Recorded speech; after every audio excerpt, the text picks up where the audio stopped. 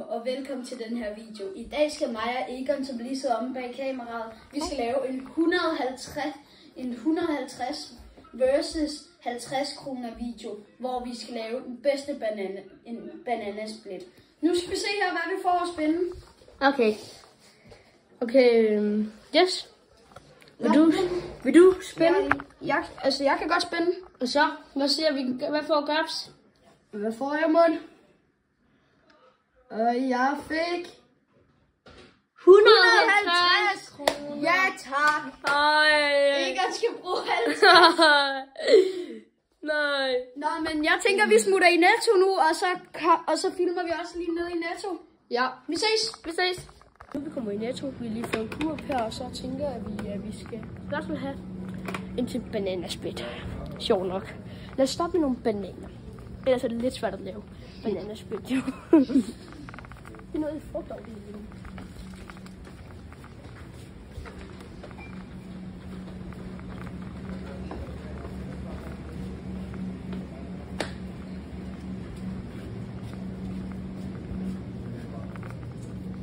I mellemtiden, når vi lige går her, så kan I jo lige skynde jer ned og trykke like og subscribe. Det betyder rigtig meget for os. Og altså, I må også gerne skrive, hvis I har nogle idéer nede i kommentaren. Det kunne være fedt. Der er en, der har skrevet en kommentar, men altså, han har ikke skrevet tilbage til os. Så skriv endelig nede i kommentaren. Ja, det vil være super nice. Det var super fedt. Og vi har lidt svært ved at finde på nogle idéer, men nu fandt vi lige den her. Det er nogle bananer her. 18 kroner. Bananer. 4 stykker bananer. 4 Altså, 4 stykker. Ja, okay. Jeg er nødt til det. For et par bananer, 6 par bananer. Og skal du overleve med 4. Jeg bliver nødt til at købe den. Ja, ellers er det ikke så meget. Så meget andet. Det er Så vi tager dem her. Ja. Så går ud. Sådan. Skal vi finde noget vaniljeis måske nu? Ikke eller hvad? Ja, det kunne jeg godt se.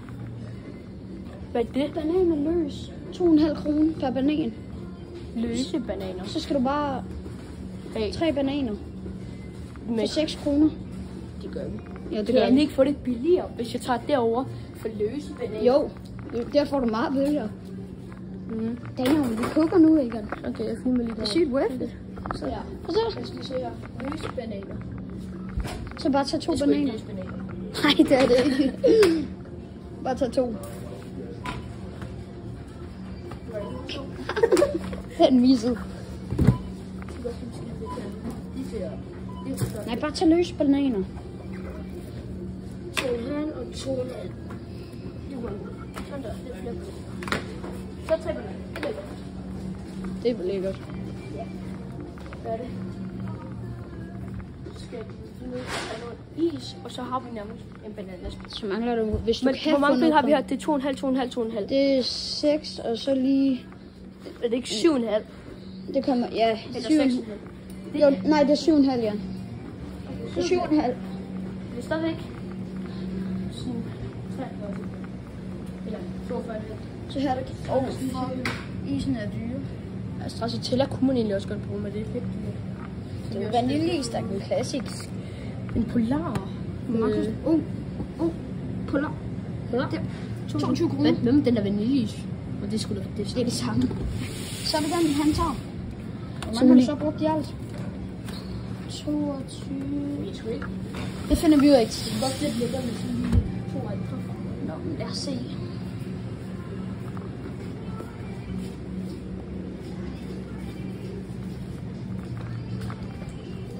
Og nu tænker jeg, at vi skal have... Hvad skal vi nu have? Jeg skal have... Skal du have noget krømmel? Chokoladesauce, tror jeg. Ja, chokoladesauce, ja. Jeg er ikke den største chokoladedreng. Jeg er altså ikke mørk, så jeg tror måske, vi går efter noget karamelsauce. Kunne det stå her?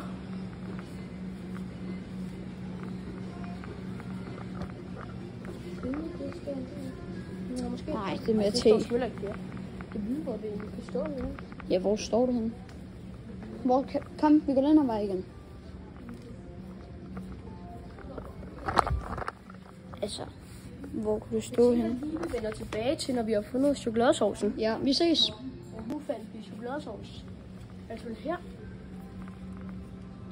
Altså, det ligner ikke, der er noget karamel, så skal vi ikke bare tage chokolade? Det tænker jeg bare, vi gør. Gør vi? Jo, kan vi Kom. lige spotte noget heroppe med noget chokoladesauce? Nej, kanelsauce. Nej, jeg tænker bare, Så tag den. det bliver en klassisk chokoladesauce. Og hvad skal vi så have? Så måske noget Hvor mange grønt. penge har det egentlig kostet? Chokoladesauce koster 33 kroner. Det har du ikke råd til. Hvad var det, den der is kostede derovre? 22. Det har jeg sgu ikke råd til. Så bliver du nødt til at misse en banan. Nej, misse nogle banan. Bare tag en banan. Nej, fordi sådan, hvis jeg også gerne vil have noget andet på, så kan vi miste den her. Det kan vi. Og hvor mange penge har vi nu brugt? 2,5. Det var 7,5. Det var 22,5. Koster det ikke det? Jo, det var... Hvor mange penge er det så? Så 7,5. Hvis 22,5. Det er... Det er 30 kroner. 30 kroner. Så vi står ved 20 kroner tilbage. 20 kroner. Så vi skulle først gå med op til en 20'er. Gør vi det? Er det det? Med 0 kroner tilbage. Er det det, du gør? Det gør de. Så var det det. Det var det. Jeg fik. Så er det min tur. Så er det din tur. Kan du lige gå op? Så blev det min tur. Nu finder jeg lige nogle bananer for Ja. Det er lidt svært nu. Ja. Vi prøver samme kurve. Bare lige.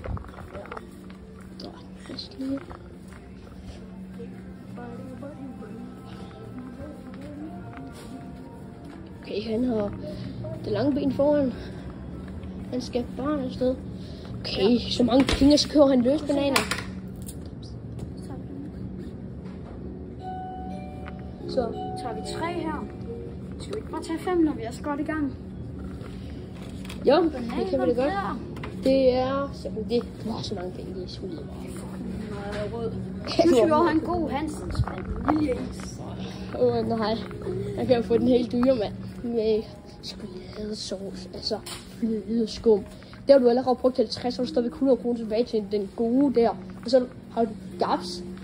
Jeg ved egentlig ikke, hvor mange penge du egentlig har lige til at lave den. Fordi så bliver den over på bananasplit. Du har hvor mange bananer tror du der? 6? 5 meget af det, cirka. Jeg ved ikke, prøv at regne det ud. Så tager jeg lige... Jeg tror, jeg tager lommeregneren. Hansens her. Den koster 55. Ja, de 2 sekunder. Skal jeg bruge min telefon her? Han skal have en Hansens. Ja tak, til 55. Til 55 kroner, som I kan se der. Du. Men imens jeg lige finder lommeregneren her. Jeg skal nok holde den imens. Nej, det er godt. Okay. Så skal vi have noget chokoladesauce. Hvor var den? Kom det den Vi skal her sgu ind på Roblox. Ej, vi skal lige ind på lommeregner her. Lommeregner. Så skulle vi have 2,5 plus 2,5 plus 2,5 plus 2,5 plus 2,5 plus 2,5. Hvor mange var det, du tog? 5. Hvorfor fanden bliver det 175? Det gør det heller ikke. Jeg bruger ikke lommeregner. Hovedregning. Så kan vi lige komme i gang. Så skal vi have en chokoladesauce her. Til sidst regner vi sammen på lommeregner, hvad det var. Og en flødeskum, mand. Ja, okay. Hvad har vi her? Jeg prøver lige at se, om jeg har råd nok til en krømmel. En krømmel. Hvor tror du, man kan finde det henne? Du kigger meget herovre. Jeg ved det ikke. Så jeg tænker, skal ikke der er noget herovre og krømmelværk? Kunne det være noget krømmel heroppe? Der er pandekager, det tænker jeg ikke lige. Det kunne også få marmelade på. Jeg ved, om det er lige fryd. Og det var der holdning her, jeg skulle lige se, om der var en, hvad hedder det, karamelsauce.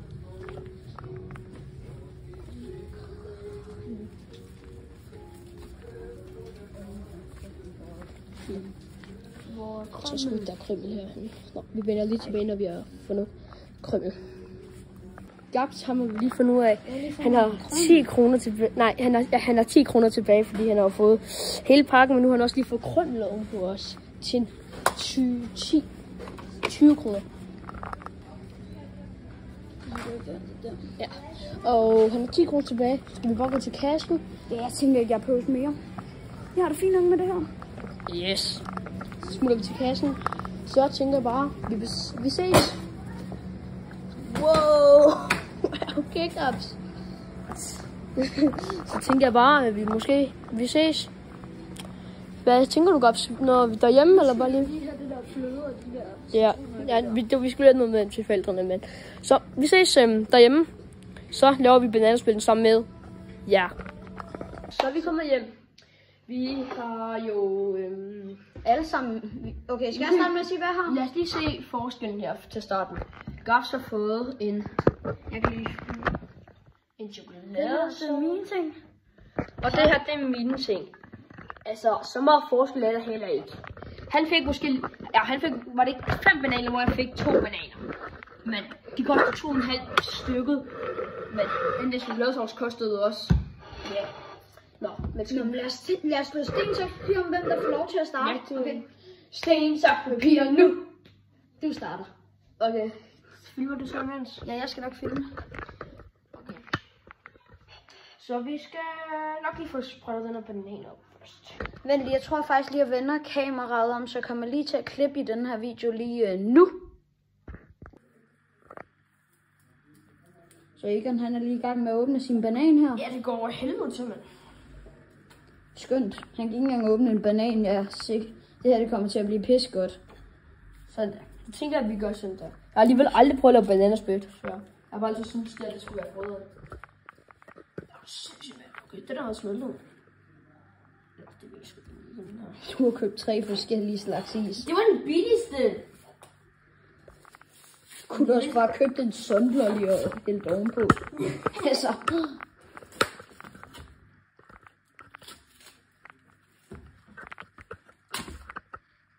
Okay, så var squeeze for alle pengene. Bare bruge min skid. Skal du have lidt af hvert, eller er der noget, du ikke skal have med? Øj, og der kom du lige. God. Ja, det er han sgu god til, ham Egon der.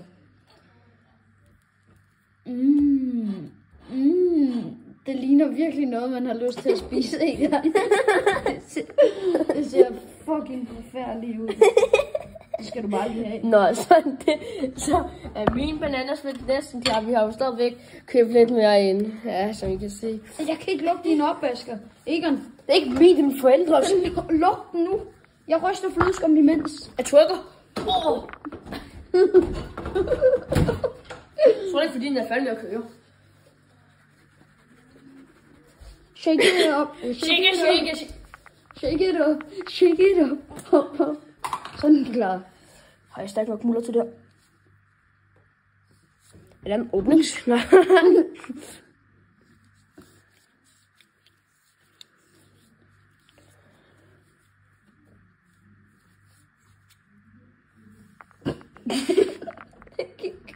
Han kan ikke åbne den. Hvad er det der?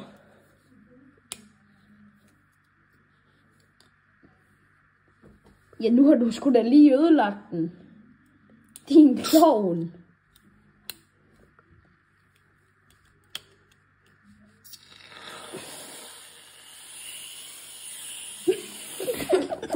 Kæft, hvad skal det gøre, mand?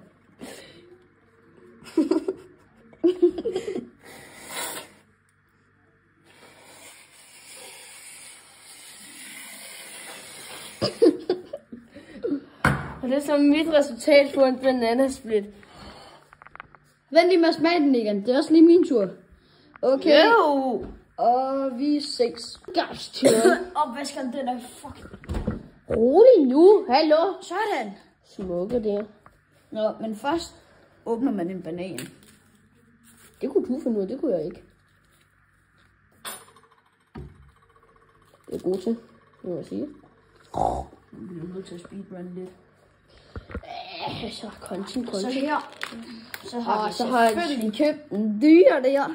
Oh fuck. Hvad har han spærret? Det er Hansens dørsdag. Det er Han, godt. nej, du gjorde ikke. Hold kæft, hvor er det egentlig ulækkert, det jeg har lavet. Nej, min, det er sådan helt... Det ser godt ud, er det ikke rigtigt derude?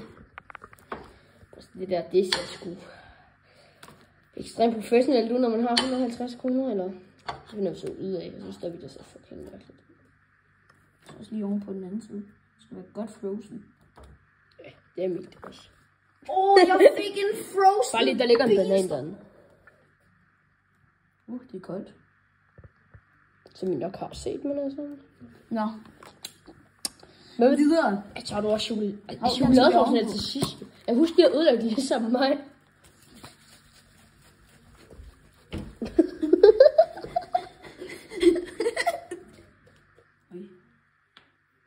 Den er ikke helt klar nu.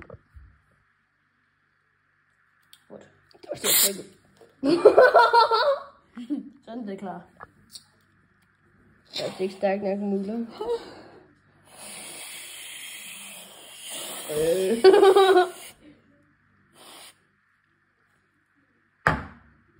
Chokoladesaucen.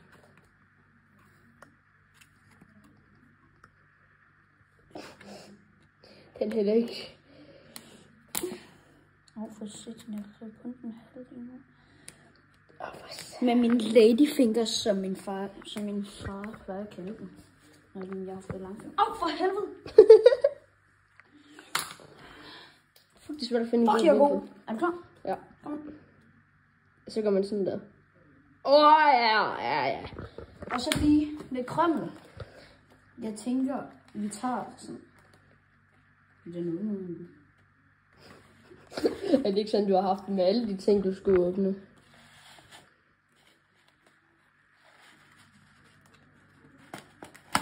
Ui, jeg tror, jeg gjorde det. Så blev jeg stået. Første gang, jeg har lavet noget. Nej, fuck. Igen, har du en sak? Der! Jeg kan godt lige nå at redde den. Jeg er også lidt gift. Hvad laver han?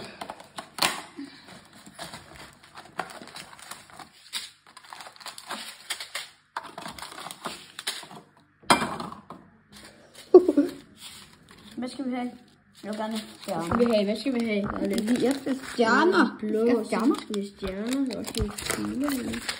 Kugler, det kan du sgu selv have.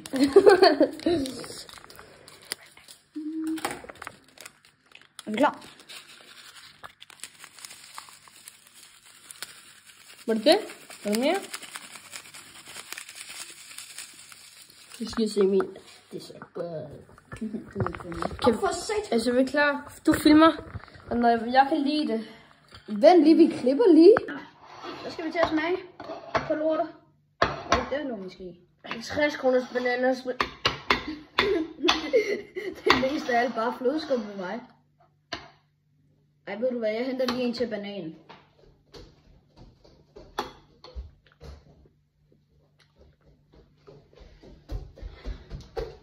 Perfekt. For helvede fik enden med. Enden.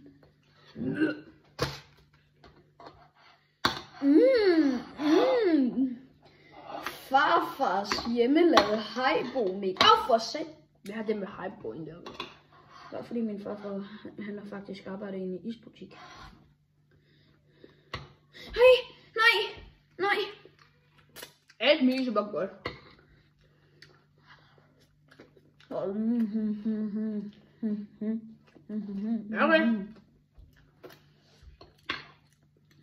Det var lige min sejrstand for at være vundet.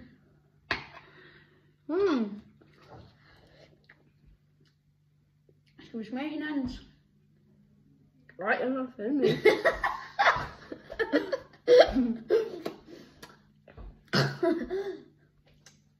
Skal vi lige lave den helt dyr?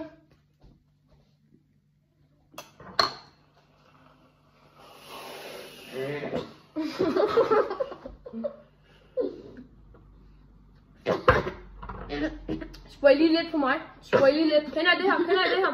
YouTube. Kom her, Gabs. Kom. Nå, det.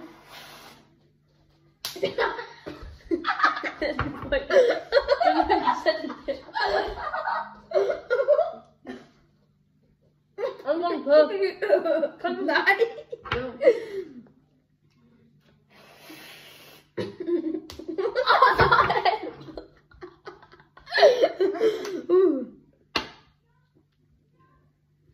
Joller biler. Jeg tænker, det var alt for den her video. Tak fordi I så med. Husk nu at kommentarfeltet er åbent for hvad så gode idéer. Det kunne vi godt bruge for nogle af jer. Så vi ses.